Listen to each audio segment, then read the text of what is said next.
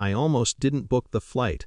40 years of marriage, a rented hall, a catered dinner. My sister handled everything. I found out about the anniversary party through a cousin who assumed I was coming. I told myself it didn't matter. Families are complicated. Schedules get crossed. Still, I bought the ticket. 3,000 miles felt like a small effort for something that big. The gift fit neatly in my carry-on, a rectangular box wrapped in matte gold paper. It wasn't sentimental, no framed photos or engraved watches. It was something useful, something lasting. When I walked into the venue, conversations dipped slightly. Not dramatically, just enough to notice. My mother spotted me first. Her smile flickered, then steadied. "We didn't invite you," she said in a tone that suggested she was correcting a seating error. "Your sister planned this." A couple standing nearby pretended to study the floral arrangement. "I know," I said. "I just wanted to stop by." My father was at the head table. I approached, placed the gold box gently in front of him. "For you both." He didn't ask what it was. He pressed his palm against it, as if testing its weight, then pushed it back toward me. The box tipped off the edge of the table and hit the floor.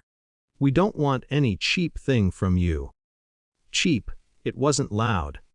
But it carried. I bent down, picked it up, smoothed the crease in the wrapping paper. For a second, I considered opening it right there, forcing clarity. Instead, I nodded once and left. No confrontation, no scene. The drive back to the airport felt longer than the flight there. I kept replaying the moment, not the words, but the ease with which he said them. As if dismissing me was reflex. I've always been the one who moved away. Built something on my own. My sisters stayed close, visited weekly, married into comfort. My success was numbers and contracts. Hers was visible. 2 days later, my phone rang. "Mr. Hale," a professional voice asked. "This is Rebecca Collins from Mercer Legal Group. I'm calling regarding the trust and property deed transfer you initiated for your parents." "Yes," I said. "There's been some confusion. Your parents contacted our office after receiving notice. They seemed unaware." Unaware. Inside the gold paper had been documentation. Ownership papers for a small lakeside house I'd purchased outright, along with a structured trust to cover upkeep and taxes for 20 years. I'd spent months arranging it quietly. Security, not symbolism. "I'd like to cancel the transfer," I said. A pause. "That is within your rights. We'll prepare the reversal immediately." By late afternoon, it was done. The property reverted back to my holding company. The trust dissolved. That evening my sister called, furious. "Do you have any idea what you've done?" "A lawyer called them during dinner." "I'm aware," I said. "They're humiliated." The words settled differently than cheap had. The next morning, there was a knock at my door. I opened it to find both of them standing there. 14 hours on the road shows in a person's posture. They looked tired.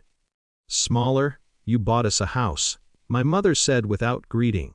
"Yes." "Why didn't you tell us?" my father demanded. I held the door open and stepped aside. Would it have changed anything? Inside, we sat at my kitchen table. No centerpieces. No guests. Just quiet. "It's been reversed," I said. "The property is no longer in your names." My father stiffened. "You can't just take something like that back." "It was mine to give," I replied calmly. "And mine to keep." Silence filled the room. Not explosive, just heavy. "I wanted you to be secure," I continued, "not to impress you, not to compete, just secure."